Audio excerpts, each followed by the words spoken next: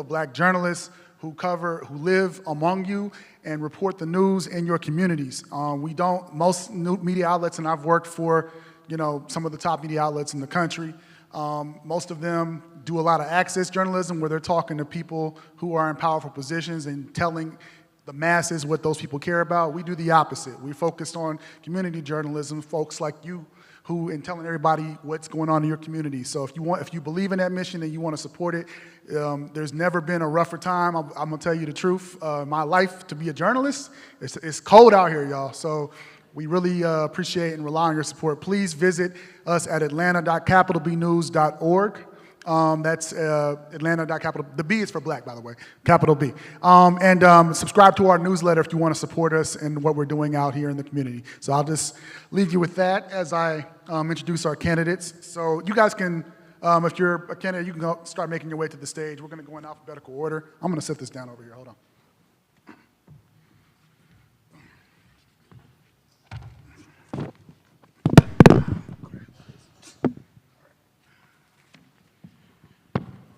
All right. So we're going to do this in alphabetical order by last name. Andrea Bergen is an Atlanta native and a graduate of Florida A&M and Clark Atlanta Universities. He is a user, experienced researcher, and community leader. His campaign platform includes driving economic opportunity, quality of life improvements, and youth and family investments. So everybody give it up for Mr. Bergen. Kurt Collier is an educator and real estate broker with 16 years of experience in community. His campaign platform includes improvements for Atlanta infrastructure, community development, and neighborhood and natural preservation. You can learn more about Kurt Collier at kurtcollieratl.com. So everybody give it up for Mr. Collier. Let me not forget, Mr. Bergen's campaign website is andrewbergen.com. That's ANDREBURGIN.com. So check him out as well. Stephen Dingle is an Atlanta native and 13-year music executive veteran and teacher. His campaign platform includes stronger schools, affordable housing, and more opportunity through local business growth, economic development, and infrastructure. You can learn more about Stephen Dingle at dingleforatlanta.com. Everybody give up Mr. Dingle. Mr. Harold Hartnett, are you here? He is not. So we are told he will be arriving late. I just wanted to double check. But I'm going to give him an intro. He's at another event. He's doing his best to get here, guys, so be mindful of that. Harold Hartnett is a native of Southwest Atlanta. He is a graduate of Morris Brown University and the founder of both Hartnett Enterprises and the Harold M. Hartnett Foundation. Through his foundation, Harold has mentored youth, advocated for safer communities, and championed local businesses. His work spans public safety initiatives, economic development, and educational empowerment, all aimed at improving the quality of life in Southwest Atlanta. You can learn more about Harold Hartnett at haroldhartnett.com. So give it up for him, even though he's not here. All right. Ms. Toni Belen Ingram is a community servant and faith leader in Atlanta. She is a graduate of Morris Brown College and received a Master of Divinity from Emory University, a Doctor of Ministry from Payne Theological Seminary, and a Master of Marriage and Family Therapy from Mercer School of Medicine. Is that it? Yes. Everybody give it up for Ms. Ingram. Oh, I didn't finish, actually.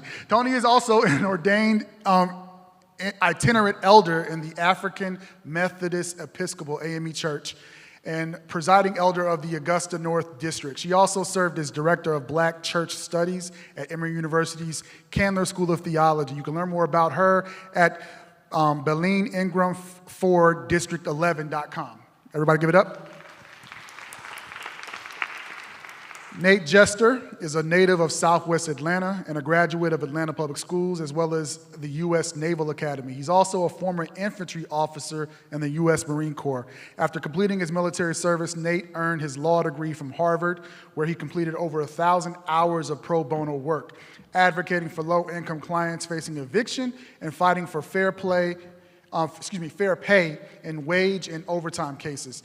He is currently a practicing attorney in Atlanta and real estate firm owner where he partners with churches and nonprofits to build affordable homes. You can learn more about him at votenatejester.com. Everybody give it up for him. Last but not least is Mr. Wayne Martin. Wayne Martin is a lifelong Atlantan and graduate of Morehouse College. He began his public service career at the Community and Civic Outreach Coordinator for Atlanta City Council, Post 1 at large. He later served in leadership roles with the Atlanta Housing Authority, where he managed intergovernmental relations and directed community affairs, as well as with Atlanta Public Schools as executive director of the Board of Education. You can learn more about Mr. Martin at waynemartinatl.com. Everybody give it up for Mr. Martin.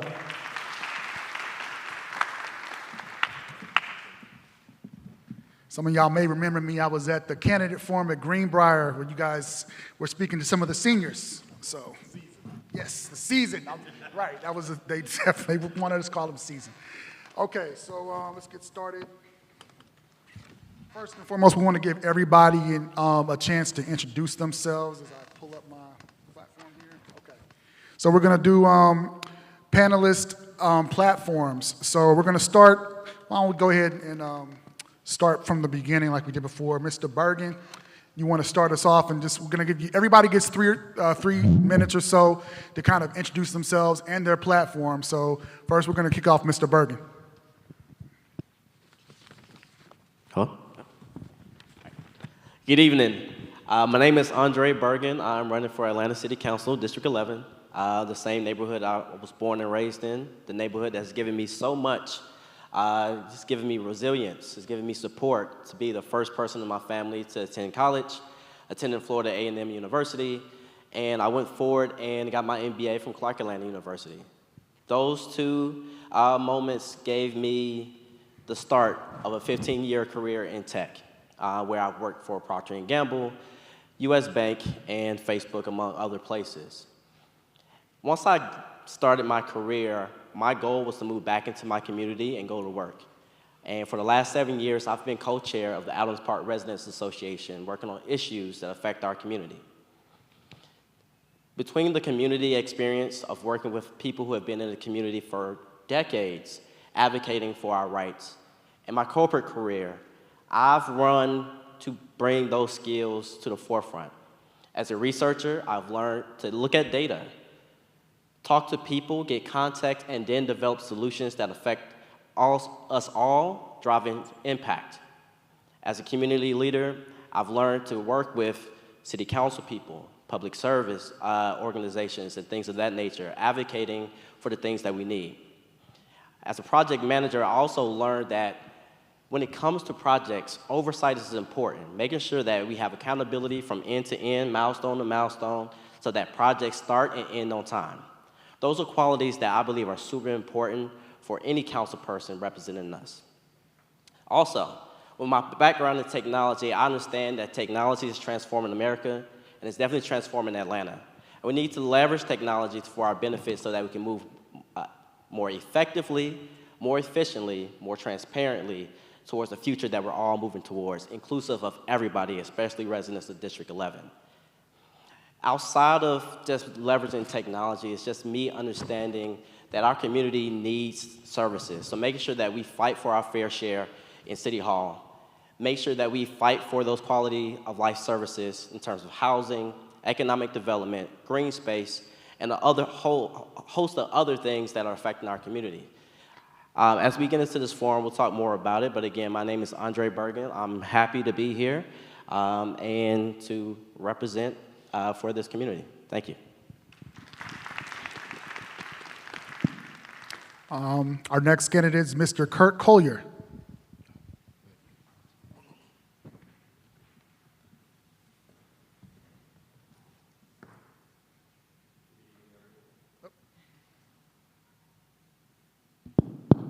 All right. Good evening, everyone. Well, first, I'd like to thank you all. I'd like to thank the women who helped organize this event tonight. The ladies, the women of the voters, the League of Voters, Alpha, Kappa Alpha Sorority Incorporated, Delta Sigma Theta Sorority Incorporated. It's no small thing to be among the 92% of women, the 92%, the highest voting bloc in our last election. It was black women who stood solid and stood firm. Stood solid, stood firm to let our voices be heard. And although we didn't quite get what we wanted, it was noted. My name is Kurt Collier. I'm a happy husband of 20 years come this December, a proud father of our 6 children, and I have served for 16 years as a public school educator, helping to shape the minds of our youth to become civically and career ready. I have served as a real estate broker with helping families to make the biggest purchase of their lives. I serve our neighborhoods, our communities, helping to get speed tables put on our roads, keeping our children safe, and with our elders, helping with property tax disputes. This opportunity to serve our community as a city councilman is not a small thing. I believe that Atlanta is at a crossroads. We're at a time where pressure is bearing down on Southwest Atlanta especially. Developers from all over the world in this nation see this as a cash cow. And if we don't protect what we have here, preserve our legacies, this place which we kindly refer to as a Black Mecca will be lost. You have a very important decision to make. I pray you make the right one.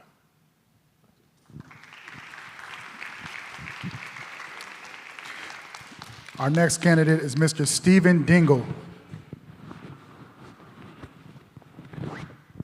Good evening, everyone. My name is Stephen Dingle. I'm a candidate for Atlanta City Council, District 11. I appreciate the ACLU and all the organizations who helped put this together in Cascade United Methodist Church. Southwest Atlanta means the absolute world to me. My family has given so much to this city. My father worked for Bronner Brothers basically my whole life, right there off MLK. My big sister's here. She attended Clark Atlanta University, as well as I did. My mother and my wife have been in education all our lives. My uncle Larry Dingle has been the municipal clerk for decades, as well as an attorney to help bring Tyler Perry's both properties right here to Southwest Atlanta, the Greenbrier and the one in Fort McPherson. I got a cousin who's working at APD. My sister works for the Atlanta City Dispatch, and I've been in the music business right here in Atlanta for the past 13 years, and then most recently started substitute teaching. So the Dingle name has been of service to this city in business, legal, public service, and entertainment and education. When you see that Dingle name, know it's a name that you can believe in and you can trust. So I am running to bring resilience back to Southwest Atlanta, specifically District 11. When I came to Southwest Atlanta, I was born at East Point. My parents moved down to Henry County and they divorced. My dad moved back right by Greenbrier Village on the Green. I moved with him in 2008 to attend Clark Atlanta University. I used to work at that Kroger on Helen right in front of Greenbrier. From there, my sophomore year, I got my first apartment in Village on the Green. I rode that 83 bus. The MARTA bus was the busiest line in the entire city when I got a job to work at the Ardmore Hotel in Midtown while attending Clark Atlanta University. Southwest Atlanta is everything to me. My dad used to take me around every store and see what black business was. Work for Bronner Brothers, working the Bronner Brothers hair show every year, twice a year, February and August, seeing what black success was right here in Atlanta, Georgia. So I know what it means to represent Southwest Atlanta and show what all is possible. So I look forward to having your support and earning your vote. If you've already early voted, if you voted for me, I appreciate it. But I hope after hearing what I have to say, hopefully I can earn your vote and go vote tomorrow. But if you want to wait till Election Day, I appreciate it as well. Once again, my name is Stephen Dingle. Everything can be found at dingle4atlanta.com. Everything's spelled correctly, and I'm looking forward to the rest of the forum tonight. Thank you. Our next candidate is Ms. Tony Belen Ingram. Good afternoon, good evening, everyone. It's 7:25. It is my pleasure to be with you. My name is Tony Belen Ingram. I am B as in boy, ELIN hyphen Ingram. So I'm actually the first person on the ballot when you go to vote if you have not already. And so I am delighted to be with you all, and I thank you for this opportunity. I came here 40 years ago to go to school. I met and married my husband, who was a student at Clark. We stayed here. We raised our children in Southwest Atlanta. 35 years ago, we went to school. They went to West Manor and then to Centennial Place Elementary School. And we loved it, everything about being here. And so every time we moved somewhere else, right around within a 5-mile radius of where we were, because we cared about where we were. And we knew that this is a wonderful place for our children to grow and develop and mature. At the very same time, it happened because our children live within a mile of us. A few years ago, one of our daughters was getting ready to buy a home, and it took her forever to get a home because she had to keep on bidding on homes and kept getting outbid by investors. And every time it happened that the homes would not be in the price point which she could afford afterwards. So she finally did buy a house. And so then the election happened and hell broke loose, and we tried to figure out what to do. And so my same daughter and I decided to start having dinner weekly with friends. And so to talk about what we would do, because everything matters locally. And so when we did, at one point, Trey, a friend of ours, said, Tony Marcy is running for president of city council. You ought to run for that seat. And at that moment, I heard the Lord say, yeah, everything you've been doing is for this point until now. And so then I heard and I understood that our responsibility is to empower people to grow business and protect our community. Empower people because we need to know our rights. We have been here far too long with far too little. And it is an opportunity for us now to understand what our rights are, what our opportunities are, and to have access. And then to empower people, but also to grow business. Hamilton Road TAD and other opportunities are around and have been around, but people have not had the access necessary to get those things done. And so empower people, grow business, and then also to protect our community.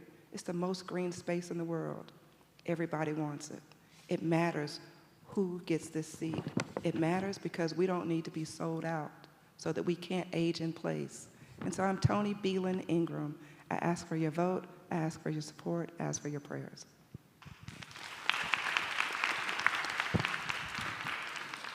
Next candidate is Mr. Nate Jester.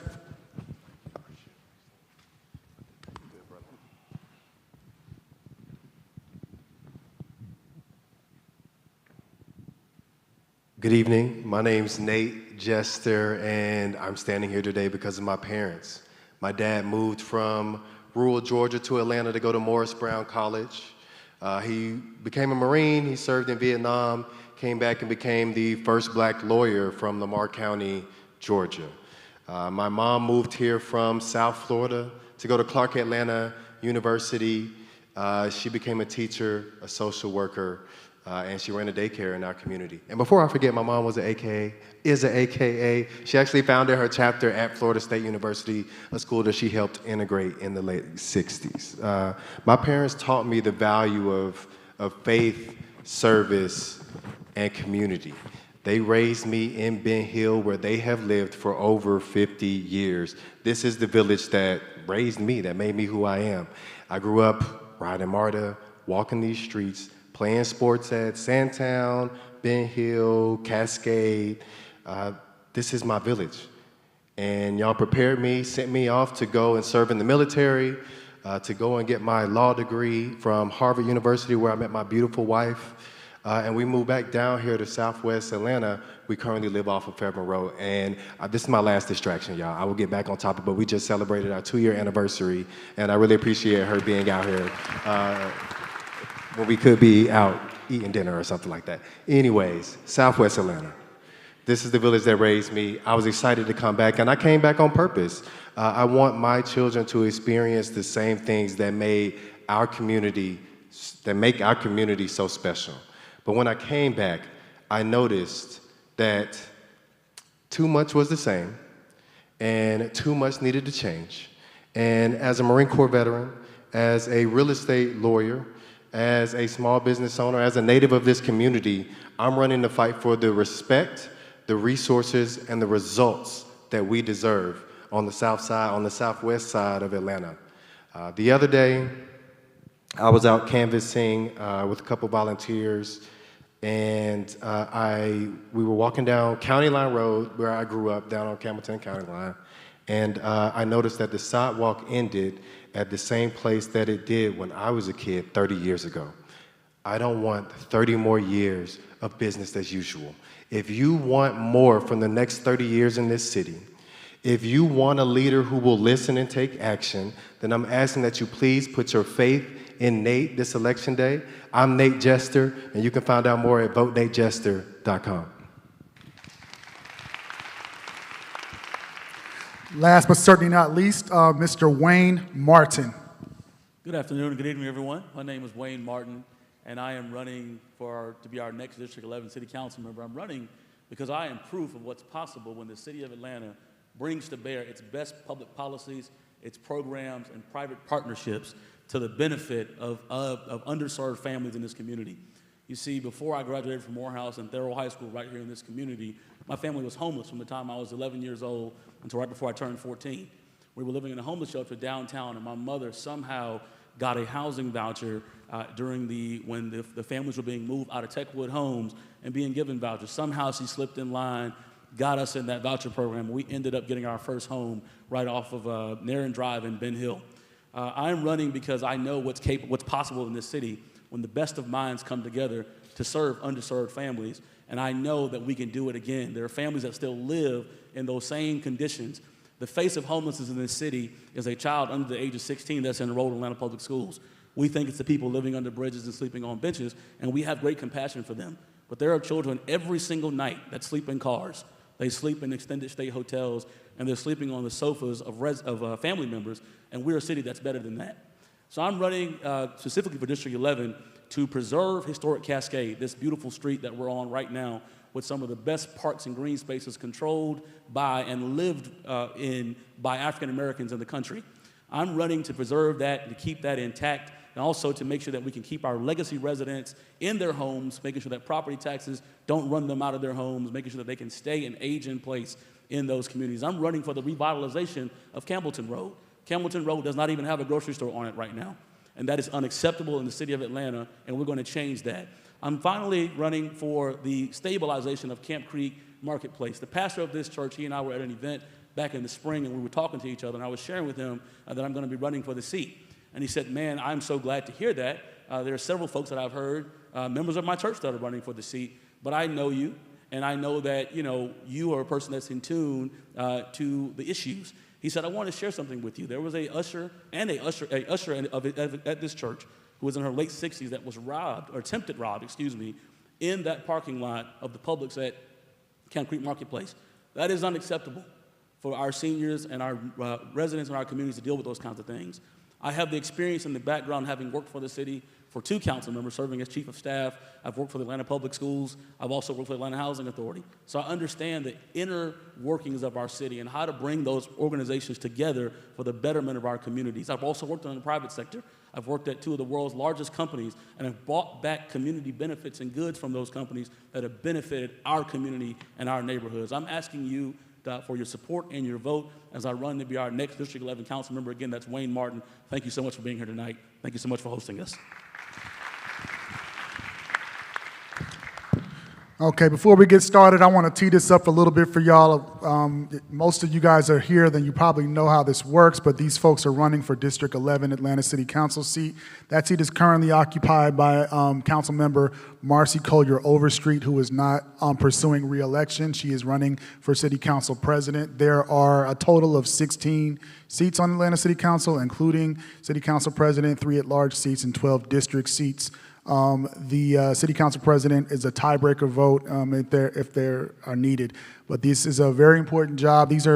One of these individuals is going to be a steward of your municipal tax dollars. They're going to make decisions that affect, where, if there's roads that need to be repaved, sidewalks, things of that nature, zoning as it relates to housing, public safety, and all that different kind of stuff at the city while you guys are going to work and don't necessarily want to be focused on it every minute of your life. So this is very important, and I appreciate you guys for taking the time to, I commend you actually for taking the time to be here. But we're going to go ahead and get started with some questions. I'm going to start, to be fair, I'm going to flip it over and we're going to start with Mr. Martin. So, and these questions are, I didn't write them. These are the, our hosts provided these, so don't shoot the messenger. Technology affords us many benefits, and the city of Atlanta uses technology so much so that our city is the #1 most surveilled city in the United States. The technology, however, is used with very little guidelines or parameters related to people's privacy and digital security. If elected to city council, Mr. Martin, would you support measures that implement safeguards around the use of surveillance technology by city officials? That's a great question. I think, let me start by saying that we do not have to surrender our civil liberties to make our city safer. I learned at Morehouse College under Dr. Tobe Johnson, state and local government there, that we never should politicize public safety.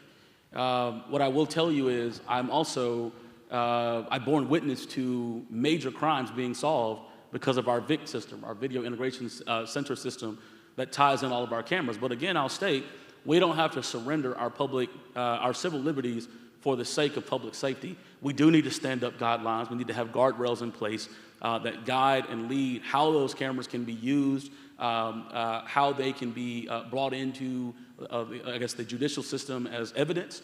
And I'm staunchly in support of standing up those guidelines. And I actually would plan to make that a part of, early work that I do if I'm elected to the seat, working with the city's public safety committee on the council to begin to explore. It's my understanding that there is some legislation that's in process already.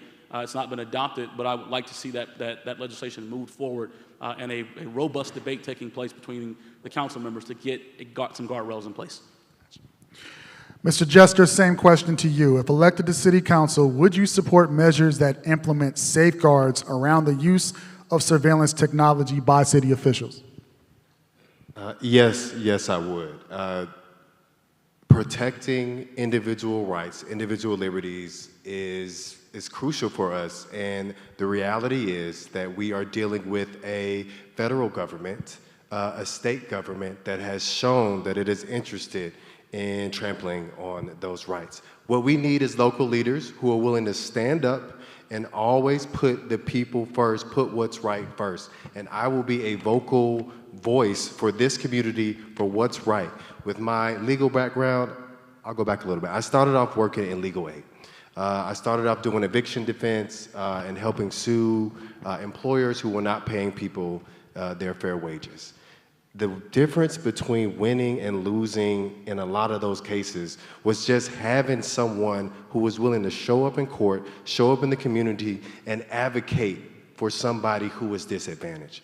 In a lot of ways, this community, this city is disadvantaged, and we need to make sure that we have leaders who are ready to advocate for us, to stand up for what's right, and to put the guardrails in place that will make sure that the technologies that we have, the technologies that are continuing to be developed, are not used as weapons aimed specifically at communities that look like ours.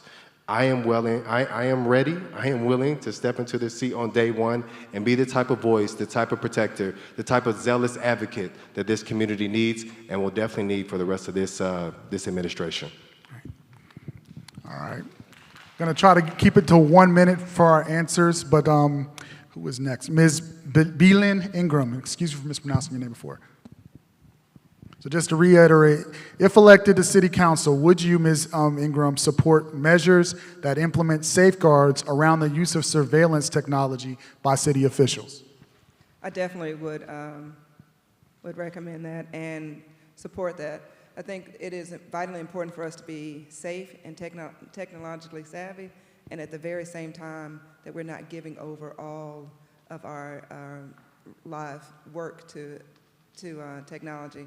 And so I mean that, right? Like, so I'm very excited because I have data on my phone, and so I can do all the things I need to do on my phone, and I can go to the airport and do biometrics, right? And so I'm excited about that, but at the very same time, I do not want that to be what makes us see everybody and everything, right? And so we need safety, we need safeguards, we need to be able to ensure that we are protecting our citizens. Technology should make us smarter. It should not take away our rights and our responsibilities to one another. And so I would put in place and to work together to ensure that we are safeguarding our communities. Thank you. Thank you. Next is Mr. Dingle, Stephen Dingle. If elected, to reiterate the question, if you're elected to City Council, Mr. Dingle, would you support measures that implement safeguards around the use of surveillance technology by city officials? Yes, absolutely.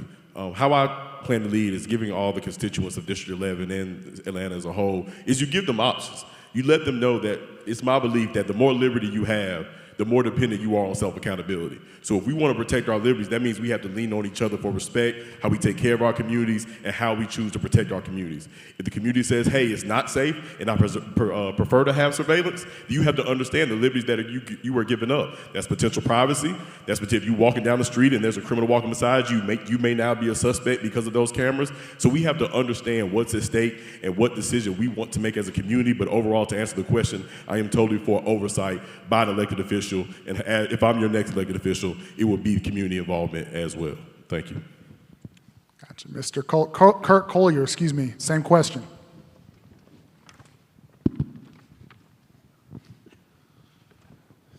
So we're talking about the surveillance of Atlanta. Atlanta happens to be one of the most surveilled cities in the world. You may have not noticed, but if you look up at the street lights, the poles, there's little cameras everywhere. So who is currently now surveying your movements? Has there been any checking on that? And how is it being used? Now, crimes are being looked into, but we know that we live in a society where everything is being actively monitored. Now, we can get into a big brother kind of state. It is our jobs to first create the criteria by which these cameras can even be used and who monitors them. We need to put safeguards in place to monitor how they're being used, when they're being used, and what is the density of the cameras in which neighborhoods. Oftentimes, it is black communities that are surveyed the highest. Now, just real quick, I don't want to go over my time too much.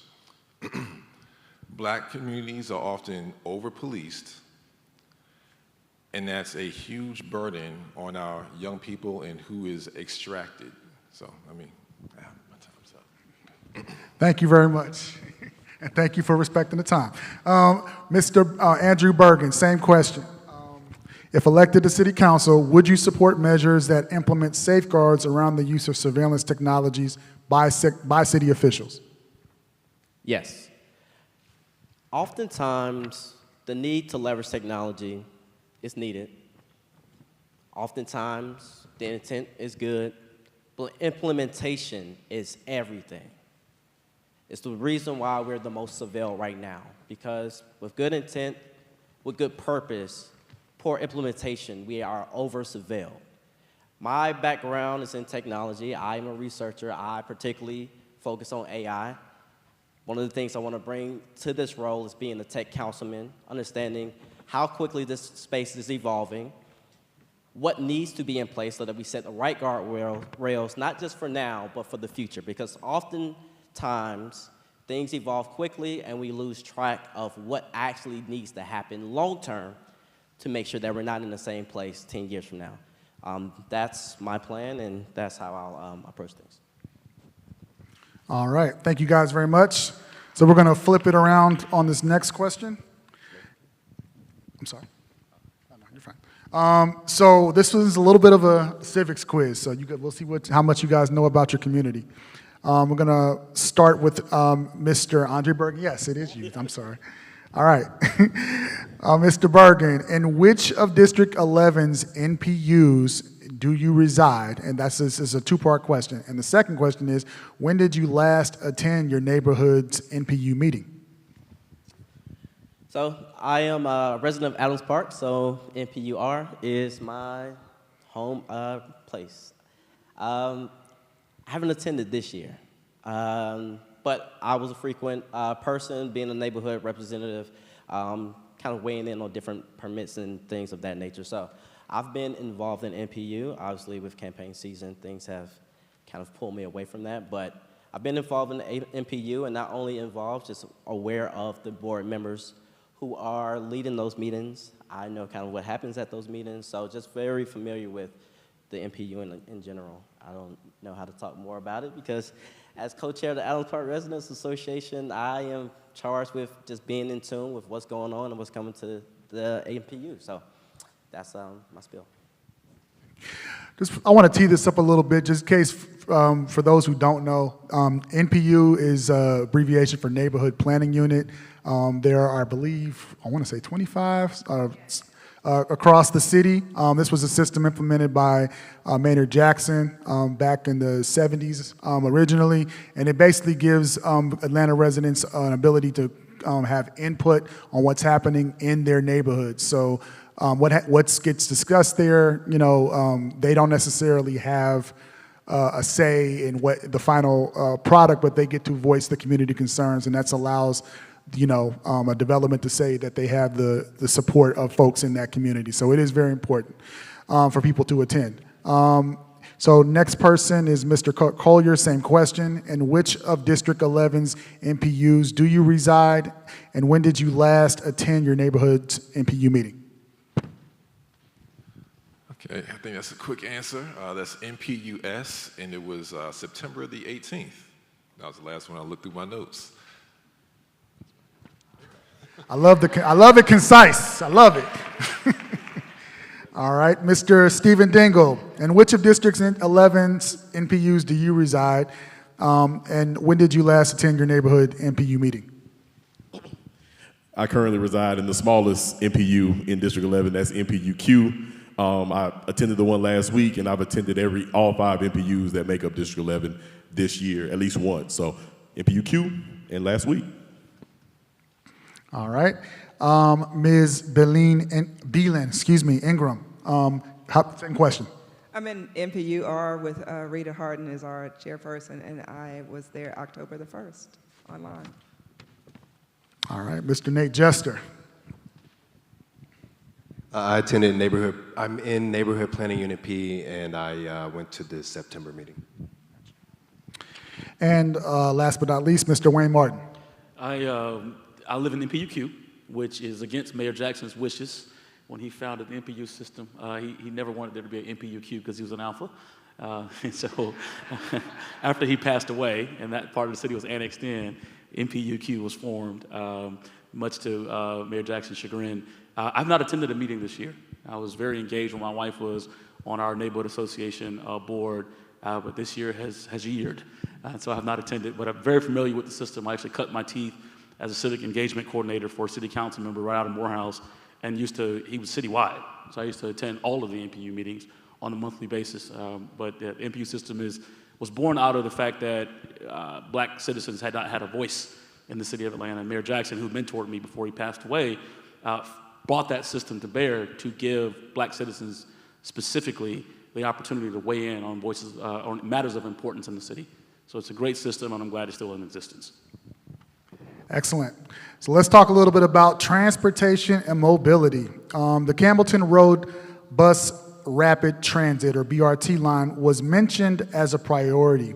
Where do you stand on moving that project forward? I'm going to jump around a little bit so we don't have to stick to the alphabetical order. I'm going to start with random. Let's see here. I'm going to start with Ms. Beelan Ingram. Where do you stand on moving BRT line forward, and how would you accelerate its implementation? It's vitally important for it to be pushed forward. It is 83 and 71 are the most frequently used and the busiest bus routes, and so it's vitally important to move forward Campbellton Road BRT so that there are more opportunities for people to be able to be moved through the city. People can't get to work if they can't get to work. And so it's a value statement, right, in terms of how we ensure that people who do not drive get where they need to be. And so how do we value people? And so for me, it means that we are prioritizing District 11. We're prioritizing the people. We build a better relationship with the people of MARTA so that they do the work that they've been called to do, that they promised they would do, and they would do it on time, that we would increase the responsibility that they have to say what is, when. They would do a data analysis and tell us how they're going to do the work and when they're going to do the work, and we hold them accountable until they get it done so that we can push us forward. I should tee this up a little bit for you guys too. So just in case you guys aren't aware, Atlanta is a city, first and foremost, that has had a lot of issues with gentrification. I'm sure you guys have heard about that. And also with transit, as the city becomes more expensive, it's more important to have ability for folks who don't have cars. Black folks are less likely to have a car in the city. And we all know that there's issues with like sidewalk equity and things like that. So these issues of mass transit are extremely important, particularly to black folks on the southwest side. So that's why we're talking about it. That being said, we're going to go to who did I not get yet? Mr. Collier, did you go? Okay. All right. Yeah, we're going to go Mr. Collier. So the question, to reiterate, was where do you stand on moving the BRT line project forward, and how would you accelerate its implementation? All right, so the BRT on Campbellton Road, first and foremost, it's a half measure. We were first kind of promised that we would have light rail. Now, we live in a city. A city should not rely on car transportation. It should rely on public transportation. And we need much, much more investment in MARTA as a whole across the city, especially in Southwest Atlanta, where that Campbellton Road BRT, bus route 83, is one of the busiest transportation routes in the city. The project is slated to be finished, completed by the year 2030. We're already about to hit 2026, and nothing has been started on that. We need a dashboard of where the money is being spent in the city, which districts. Is it going to Buckhead, which it usually does, or is it coming to where it belongs in Southwest Atlanta, because we are historically underfunded? Excellent. I should not have done this jumping around, because now I can't keep track of who talked and who didn't. Mr. Dingle, same question. Where do you stand on moving the BRT line project forward, and how would you accelerate its implementation? I don't know if it matters now, but I'm an advocate, or was an advocate for LRT, light rail transit at first, but if it's BRT, it's BRT. So of course I support it. As I told you before, that I actually rode that bus route. I would have to leave about 2 hours and 30 minutes before my shift started at the hotel in Midtown from Greenbrier Mall to get to work. So I know firsthand just how long those bus routes are, so I fully support exacerbating those times. So I advocate for it, and Kurt had it right. We've been talking about this project since 2016, if not sooner, and there hasn't been a shovel in the ground yet. So of course, if I'm elected to city council, it's just about getting it done. There's no excuse why we haven't started this project yet, and it's just simply about moving it forward to service the people of District 11 and making sure there's an equitable relationship with the people to make sure everyone gets to school, work, et.cetera. on time in a timely fashion. Thank you. And Mr. Jester, did you go yet? I don't think you did. Okay. Same question to you. We're talking about the BRT line. Where do you stand on moving that project forward, and how would you accelerate its implementation? Understood. So I grew up taking the 83. I took the 183 from Barge Road Park and Ride. If I'm not mistaken, it was called a 166 back when I was a kid from Barge Road that would go down Campbell. It is that you are trying to go. As a native of this community, as a resident of this community, we deserve a city that delivers on its promises. And we were promised I won't say we were promised light rail, but we were promised a faster route coming down Campbellton Road on what is one of the busiest routes in the city of Atlanta. If you live in the city of Atlanta, if you have shopped in the city of Atlanta, since 2016, you have been paying for improvements to MARTA. You have been paying for the More MARTA program, and very few, if any, of these projects have been started or even delivered. This is a problem in my eyes. We deserve to know how our money is being spent, and we deserve to know why projects are being delayed.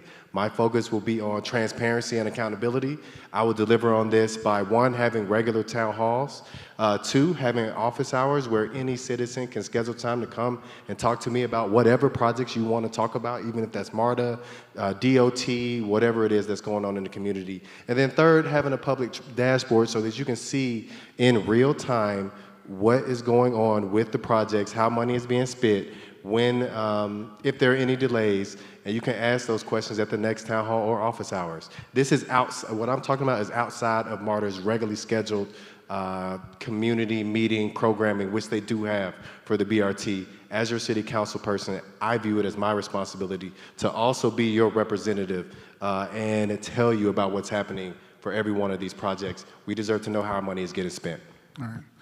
I remind everybody, we're trying to keep it to under a minute. I try to interrupt people when they're talking. But, Mr. Martin, same question to you. So Atlanta is built on a legacy of transportation. The city that we are today is because of the Hartsfield-Jackson Airport. As goes transportation, so goes development. It is critical to the revitalization of Campbellton Road that we get that BRT project completed. I plan to, on day 1, request an assessment and meeting with MARTA through the Transportation Committee at the City of Atlanta City Council to determine where we are and exactly when that project will be, implementation will begin to take place. We, from 2016 to today, we can say that COVID has caused some disruptions, but we're talking about almost 10 years. And it is long overdue for that project to get not just from the planning process to the implementation and execution phase. I'm actually glad that we're talking about BRT, not simply because it's better than light rail, but it's faster and we can get it done. We've waited long enough. I want to see it be implemented. It's important. It will create the halo effect that we need to revitalize Campbellton Road. I want to see it happen ASAP on day 1. Thank you. I'm going to go back to the alphabetical order thing so I can keep track. I'm sorry. Mr. Bergen. Thank you. Yes. All right. At Meta, we operate on a couple of principles. 1, we move fast. 2, we prioritize ruthlessly. And 3, we do it socially, right? That's the principles. That's how we move fast in technology, especially when we're talking about projects. I am a part of the Adams Park Residents Association that gets invited to these MARTA meetings, and along the south border of our neighborhood is Campbellton Road. So very familiar with this. I believe we're in the design stage, and one of the things I want to do and emphasize is oversight, oversight, oversight. We do that with a framework, a RACI framework. It's RACI. It's making sure from milestone to milestone we know who's responsible, who's accountable, who should be consulted, and who should be informed. The neighborhood should always be informed when things happen, because we're talking about complex projects. That consulted person helps figure out the problems, the bottlenecks. Let's move through that. Let's make sure that we actually get the project moving forward. Everybody's informed of what the project delays are or what could be done to actually kind of move it faster. So again, kind of applying those tech principles to project management in city government. That's my plan. Thank you very much. Our next question is about public safety and community well-being. We all, during the pandemic, there was a surge in crime across the country. In most categories, that has gone way down since the height of the pandemic. So a lot of Atlanta residents are very concerned about safe streets, and they want to be able to walk and feel safe in their own communities. There are others who are concerned about protecting civil rights, folks like Rayshard Brooks, Deacon Johnny Holloman, and others who have been the victims of police brutality. So that's competing issues here. The question is, and we're going to start with Mr. Bergen. I want to welcome Mr. Harold Hartnett.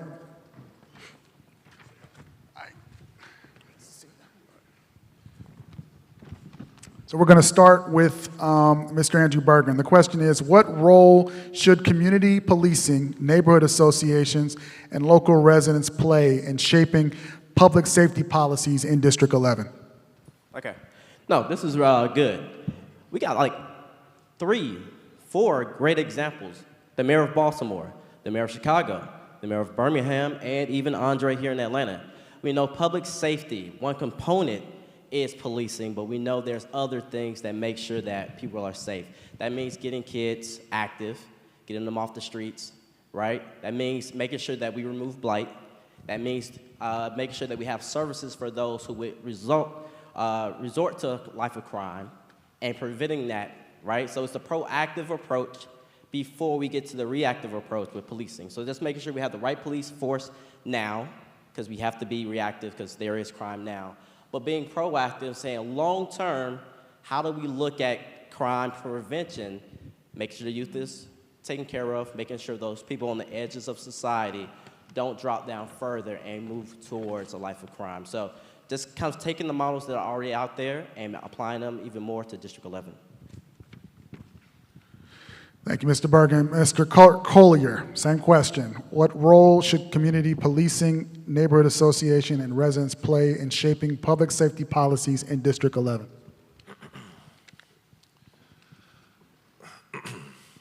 So our voices need to be heard when it comes to policing ourselves. Now, for too long, black people as a whole in this country have been stigmatized with crime. It's almost associated with black faces with crime, criminality. That is not something of our doing. That's something that has been systematically pushed on us from the very top, from federal level through the war on crime to the war on drugs, where we're specifically targeted. We have to invest in our youth. That is when most people get locked up for a felony, and that is something that stays on your record for life. The ability to vote, the ability to get public housing or food stamps or anything that can take you out of that hole is placed upon us. We have to protect our children first and foremost by providing opportunities and supervision. Gotcha. Thank you very much, Mr. Collier. Mr. Dingle, same question to you.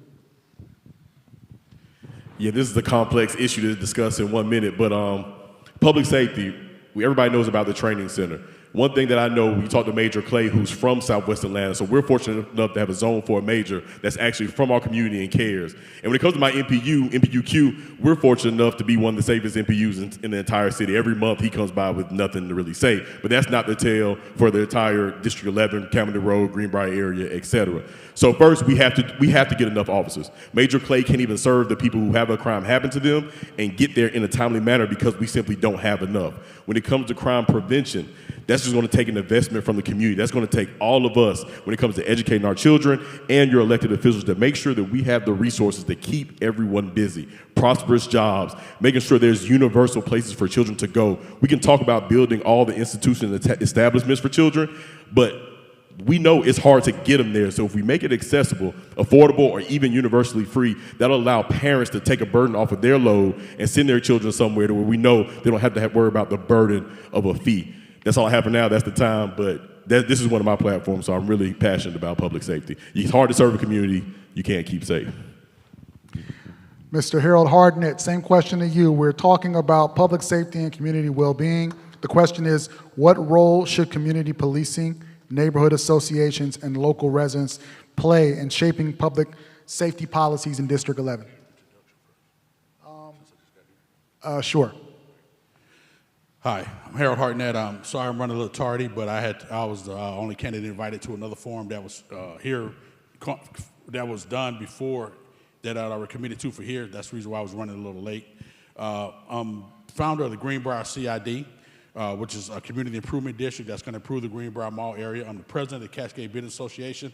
I work with the businesses completely, wholeheartedly during the time when the streets were closed. I worked with the businesses, met with the mayor, and the streets got back open. I want to feel like I had something to do with that, not 100%.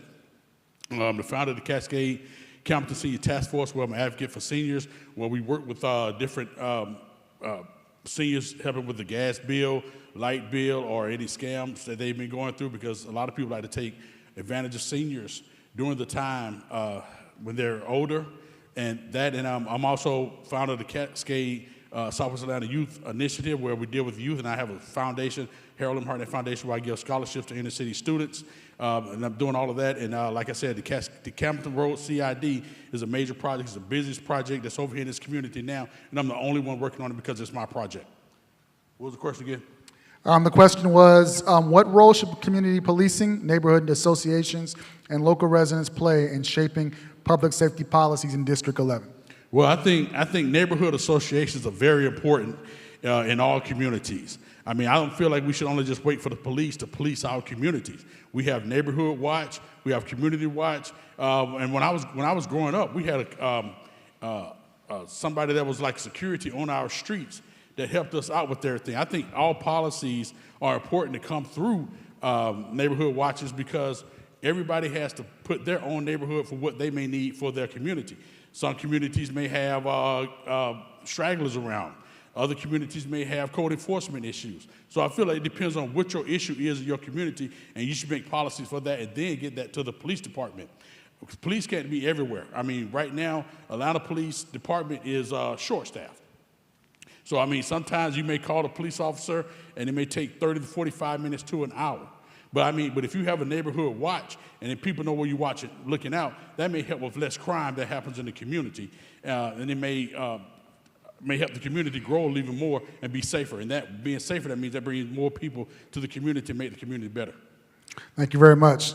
Want to try to keep it under a minute, but everybody's doing a pretty good job. So, Ms. Beelin Ingram, same question to you. What role should community policing, neighborhood associations, and local residents play in shaping public safety policies in District 11? So public safety policies come best by trust and relationship and community, right? And so if we trust people, then we're more likely to listen to people. When we're in relationship with people, then we're able to build trust and build community. Part of our dilemma is that we've not paid attention to what really matters in people's lives. People are in trouble because they are either greedy, and so they're doing what they should not be doing, or they lack, and they do what they should not be doing. And so if community was coming together, if neighbors were working together, then people would have the opportunity to see one another, to value each other, and to help each other out. And so what I propose is that we work with our neighborhood planning units and work with our neighborhood associations to really be what community should be, that police officers know the residents, that they're working with the residents, and they're coming together to ensure that people have what they need, that they're resourcing each other and encouraging each other and making sure that people are safe, make sure that people know one another, and that they are protecting each other. Thank you. Mr. Nate Jester, same question to you.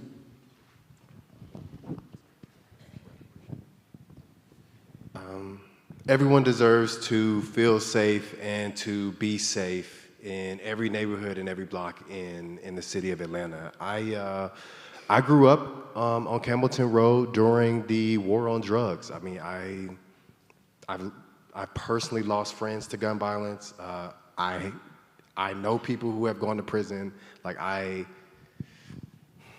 This is an important issue to me. And what the research, what the data shows is that when we give families, young people, the resources that they need, they will be successful. I mean, for me, I spent every summer fully engaged. I played sports, I had a summer job, I was always involved in some type of extracurricular activity, and I want the same thing for our young people in this city, but we have to make sure that we are giving them the type of programs that will allow them to be fully engaged. The second point I will make, I'm about to run out of time. Second point I will make is that we got to make sure people have pathways to good jobs. The federal government is cutting some things like Job Corps that provide pathways for people to be able to make enough money to provide for themselves. The city has to step up, provide those pathways. Otherwise, we're going to lose more young people.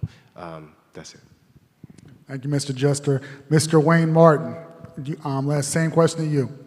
What role should community policing, neighborhood associations, and local residents play in shaping public safety policies in District 11? I think that's a great question. I can give a real-time example.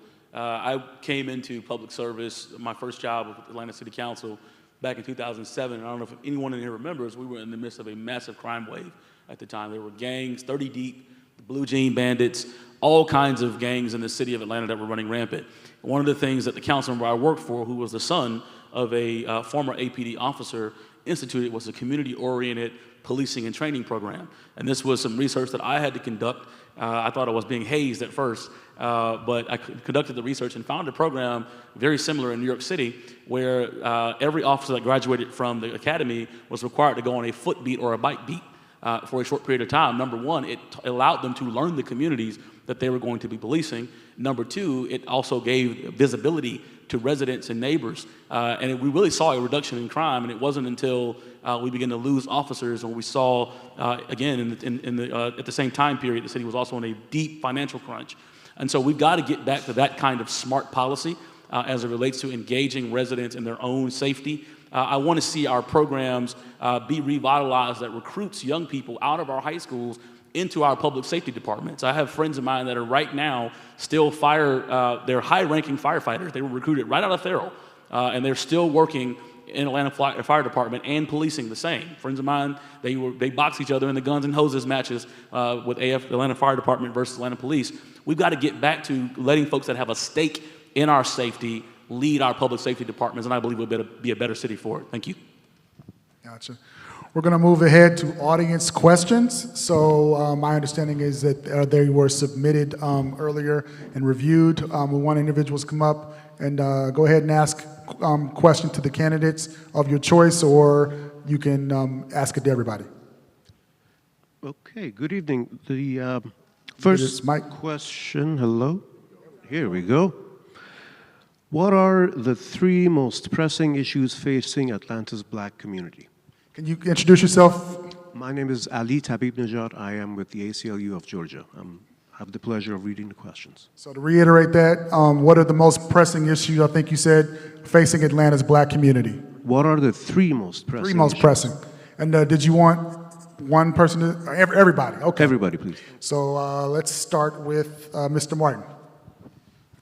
I think the three most prevalent issues that Black Atlantans are facing really is income inequality, the lack of accessibility to affordable housing. I don't believe any family in this part of anywhere in the city should pay more than generational wealth in the city of Atlanta, where we can really eviscerate poverty in the Black community by providing pathways to prosperity for Black families. So I think, to recap, I think it is access to affordable housing, income inequality, as well as just the lack of opportunity. I think those three major issues, if we can address them as a city, I believe that we can create a new generation of Black prosperity in this city that will benefit us for generations and years to come. Thank you. Thank you. Mr. Nate Jester, same question to you. Three most pressing issues facing Atlanta's Black community. So I am I'm the president of the Mays High School Alumni Association, the illustrious Benjamin E. Mays Alumni Association. I had a chance, it was about a year or two ago, to go and talk to some students at Mays after there had been an incident of gun violence at the school, unfortunately. And I spoke to some of the young men that were there, and they talked to me about how they didn't see a path for themselves towards success. Like they couldn't envision a successful life for themselves. And so I think one of the biggest problems facing a lot of folks in this city is a sense of hopelessness, of like, how do I make it out of this? You'll hear people talk about the lack of economic mobility in Atlanta, how high the chance is if you're born poor that you will remain poor, and that creates like an emotional burden, which I think is something that we don't talk about a lot in politics. We're gonna address, my focus is gonna be on addressing this through, one, helping bolster our education system in every way that I can as a city council person. The school system has them from 7:30 until 3:30 p.m. What can we do from 3:30 p.m. until 7:30 a.m. as a city to give families and children the tools that they need to be successful? The second thing I will talk about is pathways to good job. Not everyone will go to college, but a career, home ownership can be for everyone. That to me, that looks like more programming, vocational programs to get people into good jobs if college is not the right path for them. All right, a little over time, but thank you very much. Next is Ms. Belin Ingram. Question is, three most pressing issues facing black Atlanta residents? I think today the most pressing issues facing black residents in Atlanta are reduction of SNAP benefits. People are hungry. The amount of unhoused people that are on our streets every single day, and it's growing. The eviction rates, and the fact that people can be put out of their homes at ridiculous amount of time. And I think also it is that that our responsibility is to empower people so that people know what their rights are, know what their opportunities are. The fact that it is difficult for black folks to be able to start a business and keep that business going because they don't have the same opportunities. You think about the numbers of gas stations that are open on the roads, but then you can't get a business for a bookstore, a coffee shop, or a wine store. And so it is the inability for people to be able to open a business, the reduction in people being able to eat and take care of their households, and being able to be put out of their homes at a moment's notice. Thank you very much. Mr. Harold Hartnett, same question to you. 3 most pressing issues facing Atlanta's black community. 3 of the most pressing issues that I feel are homelessness, income insecurities, and education. And the first 2 fall from the third one, education. If we educate ourselves and get our education level up, that gives us more opportunity as far as career-wise or job-wise or things of that nature. In income equality, Atlanta has the largest income gap of any major city, especially for black America in this country.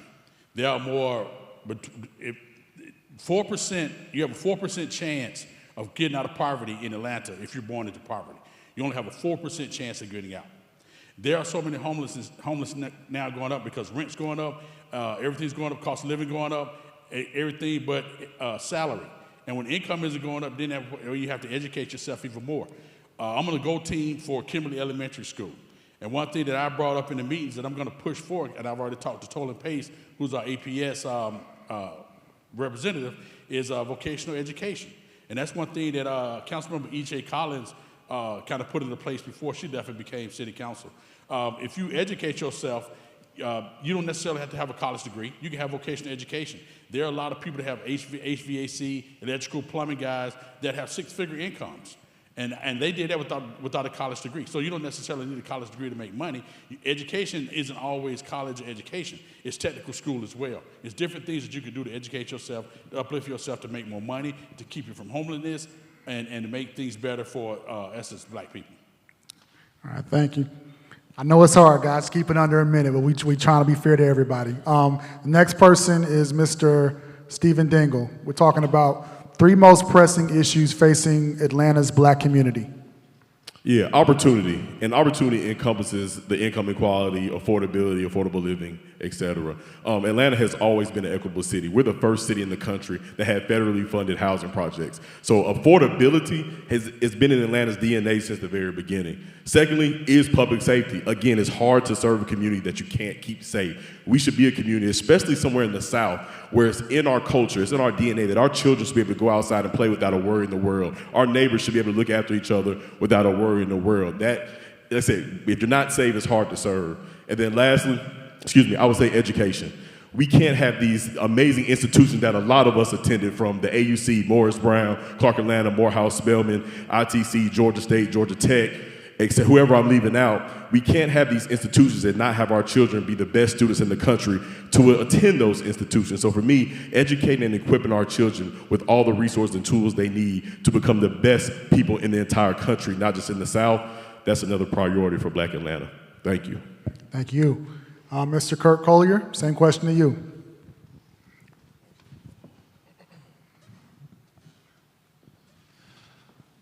All right, so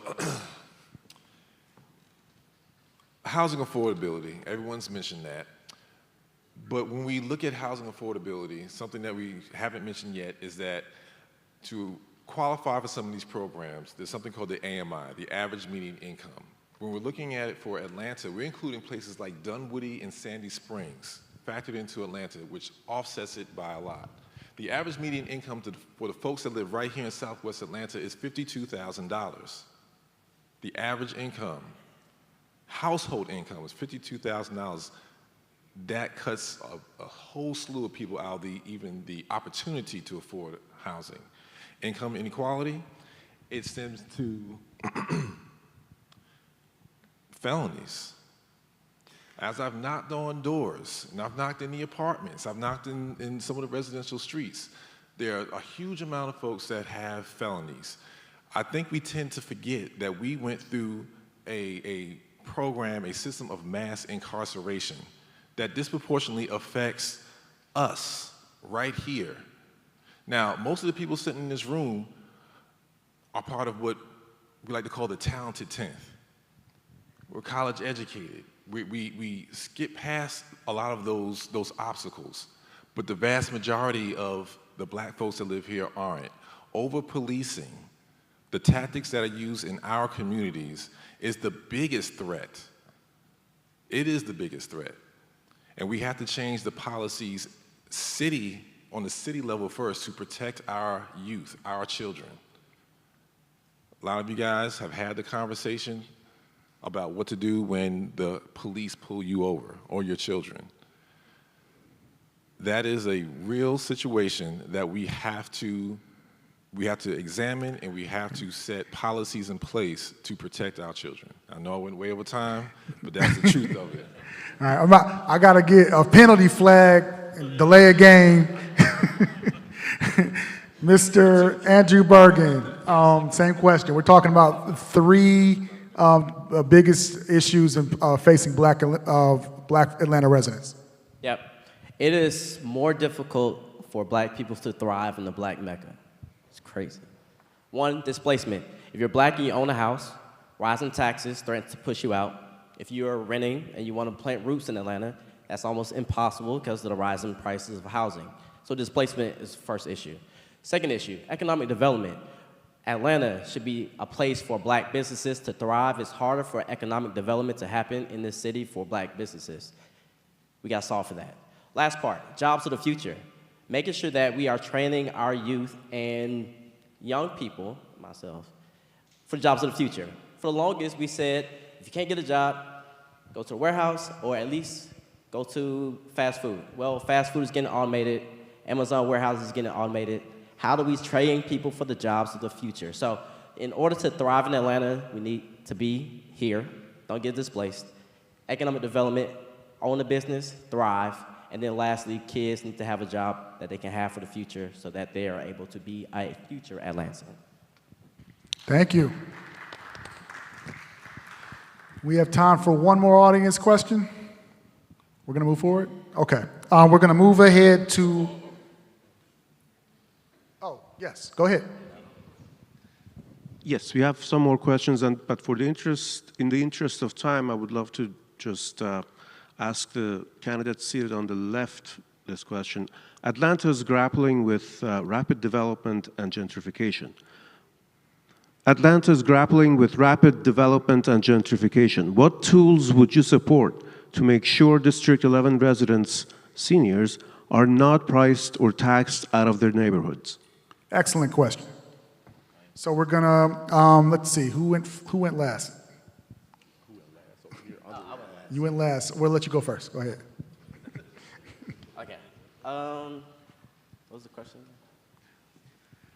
Atlanta is grappling with rapid development and gentrification. What tools would you support to make sure District 11 residents, seniors, are not priced or taxed out of their neighborhoods? Okay. Mr. Andrew Bergen, go ahead. Okay. A couple of things. First one, of course, taxes are a thing. So tax abatements is the first tool. Keep people in their houses, keep things manageable.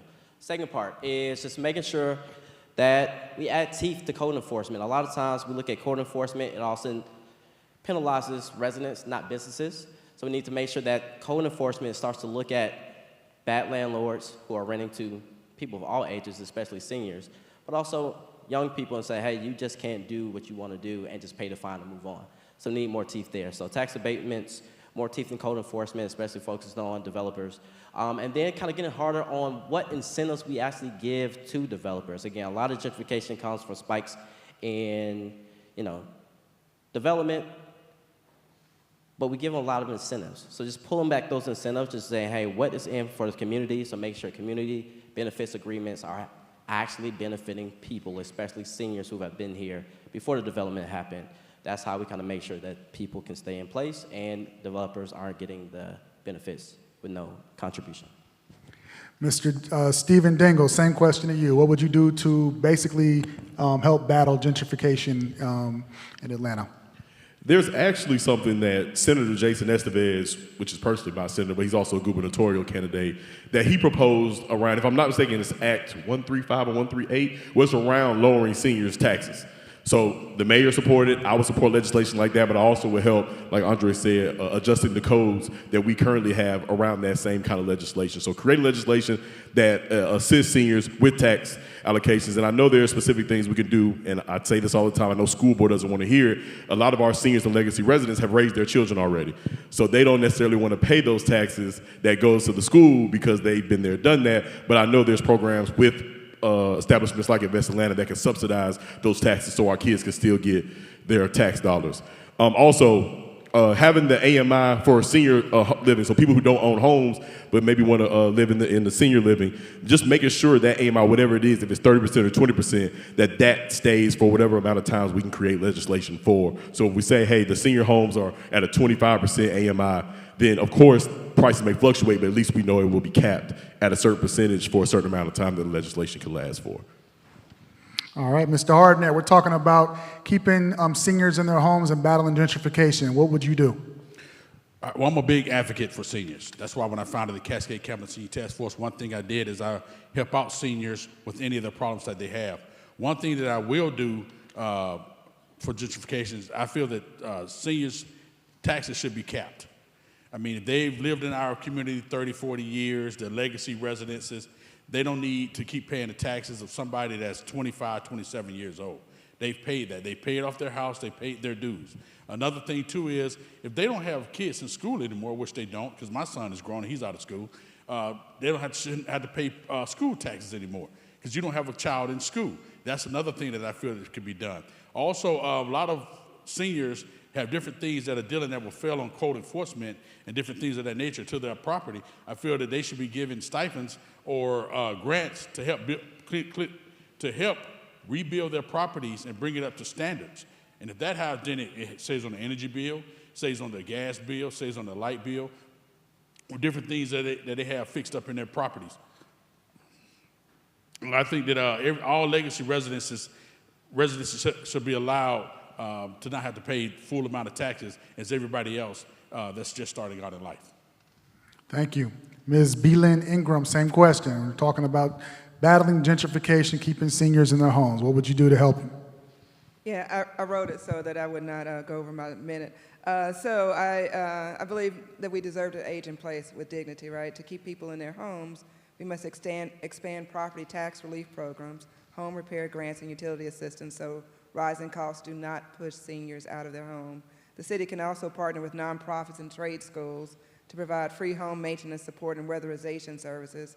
And I'd also advocate for zoning that allows accessory dwelling units and multi-generational living options so families can care for elders close by so that people can stay in their homes. And so I trust and believe that when we invest in stability and support for seniors, we protect our legacy residents and we preserve the history of and the heart of District 11, which ensures that we empower, grow, and protect one another.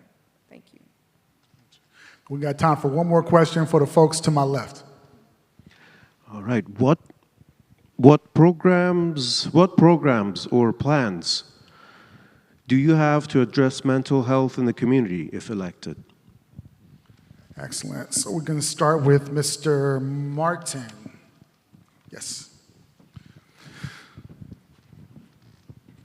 I think that we as a community have to come together to really address the mental health issues.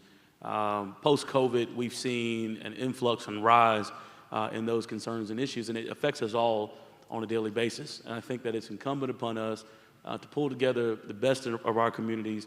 Atlanta is a medical healthcare academic town. We've got Emory University, Morehouse School of Medicine are here. I believe that we have an abundance of resources that we can bring to bear We can use our pastoral counseling centers at churches like this to really, really enhance the community care that we provide to those that live in our communities. I think also that conflict resolution in our schools, very, very important. Someone made reference earlier to many cities that have reduced violent crime in their communities, and one of the ways they're doing that, I talked to my friend Randall Wolfen over the weekend at Homecoming, as the mayor of Birmingham, is they put conflict resolution in our schools. And we need to do that and implement that, and they're already seeing tremendous impacts with that, teaching people how to hash out conflict one step at a time. It's making a difference in our communities we can use in Atlanta. Thank you.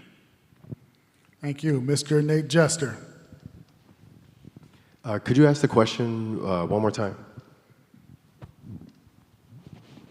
What programs or plans do you have to address mental health in the community, if elected? Got it. So I serve on the board of a nonprofit called Black Health, and it is all about racial health equity, and it's given me the opportunity to learn a lot about how we can better serve our people. One of the programs that I really believe in, and I would want to be fully funded and have an even longer contract with the city of Atlanta, is called PAD. It's Policing Alternatives and Diversion, and it responds to mental health emergencies that people are having. Listen, mental health is a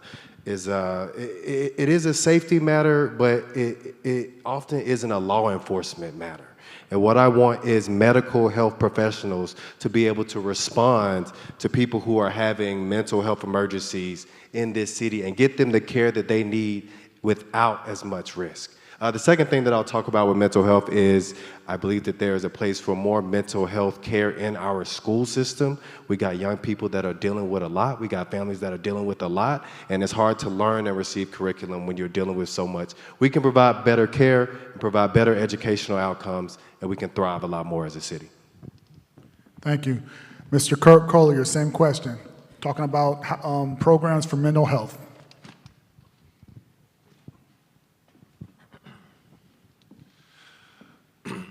One of the first ones would be PAD, the Police Alternatives and Diversion Program. Folks that are on the street, they're exhibiting strange behaviors. That is not a reason to put them in the criminal and justice system. So we need to divert them away from that and into a system that provides wraparound care for them. They do more than just, sweep them off the streets, but they look into issues of extreme poverty.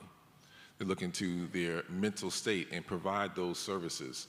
That particular program has been defunded over the years. We need to reverse that, put more funding into programs that seek to look after the well-being of our community and not police us to extinction. But yes, that. Thank you very much, Mr. Collier. So we're going to close this out with some closing statements from our panelists. We can start with Mr. Bergen just had to step away, so we're going to go to Mr. Collier. Closing statements. 30, oh yeah, we're keeping it to 30 seconds. 30 seconds, go. All right. Please do the best. Y'all see that big clock up there, so I know y'all see it. Where's the clock? Okay. I ain't got my penalty flag, but we're going to keep it to 30 seconds. All right, to close things out, my biggest concern for Southwest Atlanta is the extreme pressure. There are eyes on the land that we sit on now. I'm going to talk about that now. My name is Kirk Collier. I'm seeking to protect the land that we have here. The people that we have here are most important.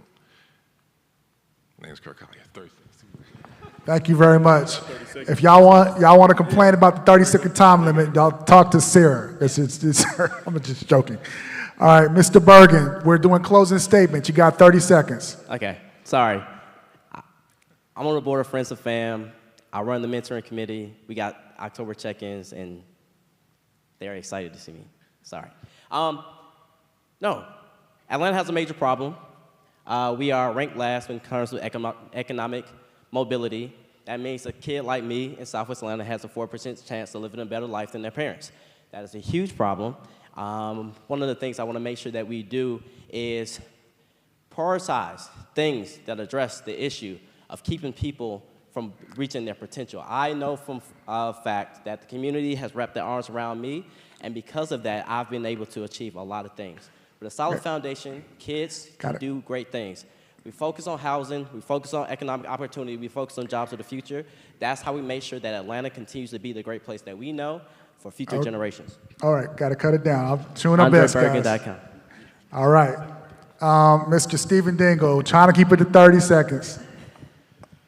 Once again, my name is Stephen Dingle, a candidate for Atlanta City Council District 11, and my overall goal is to return District 11 Southwest Atlanta back to prominence, back to equitable jobs, prosperous jobs, opportunity, educating our children, safe streets, and equitable transportation. That is it. Southwest Atlanta, as Southwest Atlanta goes, the rest of the city goes. So if you're looking for someone who's going to fight for you every day, who's going to ask the questions, how does this benefit the constituents of District 11, and if they have counterproductive things about District 11, why we don't have BRT, why we don't have certain education measures, I'm going to ask them why not, and we deserve answers so we can solve our own problems. Once again, my name is Stephen Dingle. I look forward to earning your vote all the way to October 31st or Election Day, November 4th, and I really appreciate everyone for having us. Thank you very much. Mr. Harold Hardnett, closing statement. Harold Hardnett, I don't have 30 seconds. You can reach me on my social media. My website is haroldhardnett.com. Harold Hardnett for Facebook. My Instagram is Hardnett for the SWATs. I'm 5 generations Atlanta. My parents, grandparents, all graduated from Washington High School. I graduated from Douglas, Morris Brown College. Remember Kappa Alpha Psi, do a lot of mentoring with them.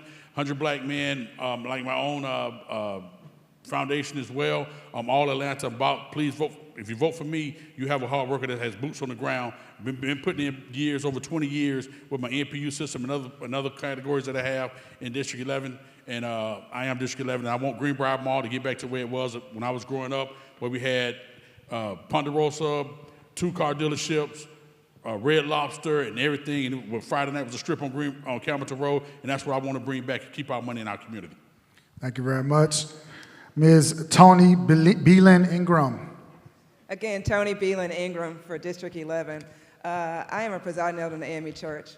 I don't come here for power or prestige. I come here for purpose. That purpose is that District 11 would thrive, that the people in District 11 would thrive, that you would and we would age in place, that our children would have opportunities and programming. I'm not trying to get another position or a stepping stone. I am where I am because I desire to ensure that we would grow and thrive, that we would empower one another, that we would grow businesses, and we would protect our community. Thank you. Tony Beelan Ingram for District 11. Thank you, Ms. Ingram. Mr. Nate Jester. For me, this campaign is about respect. Respect for people like my parents who have lived here for over 50 years, still stay in Ben Hill. Respect for the young people, working families who just want a chance to make it. I have been preparing for this work my entire life. As a native of Ben Hill, as a Marine Corps veteran, as an attorney who partners with churches and nonprofits to build affordable homes and opportunity, I'm ready to be the bridge builder that we need to create an Atlanta where every generation can stay, grow, and thrive. I'm Nate Jester, and you can find out more at votenatejester.com. All right. Last but not least, Mr. Wayne Martin. Thank you so much to the hosting organizations tonight. I will end this how we started it. I am proof of what's possible in this city. My family went from adversity to opportunity. I am ready on day one to do that work for other families in this district. I'm running for the preservation of historic Cascade, the revitalization of Campbellton Road, and the stabilization of Camp Creek. My story gives me compassion, but my experience gives me the capability and the competency. I hope that you'll put your trust in me and vote for me, Wayne Martin, for Atlanta City Council District 11. Thank you so much. All right. Thank you all very much. I hope you guys got some good information today. We're going to turn it over now to our organizers for calls to action and closing remarks. And thank you all for having me here as well.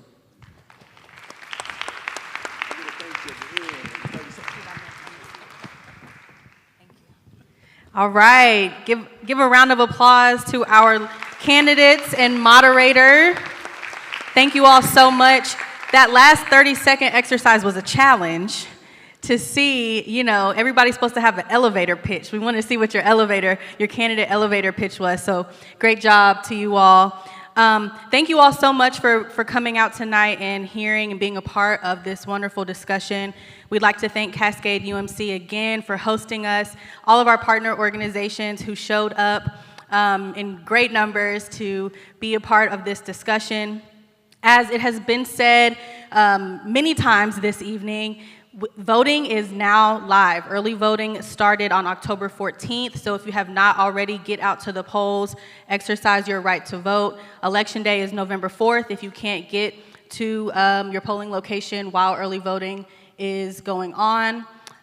If you all have any questions about voting in Atlanta, about your process for voting, whether you need help with voter registration, finding a polling location, whatever that may be, please do not hesitate to contact either ACLU of Georgia or any of the partner organizations here today.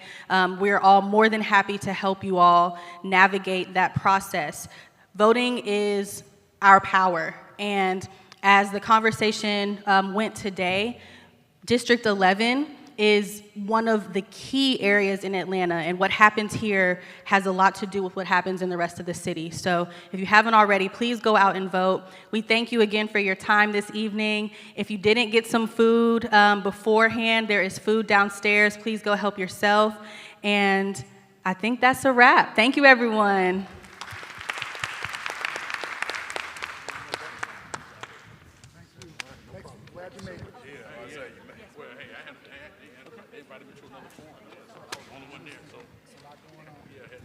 Thank you so much for your patience. So, thank you so much. Yes, of course. So we're gonna do group photos with you all individually, and then we're gonna have the partners come up and take photos with you.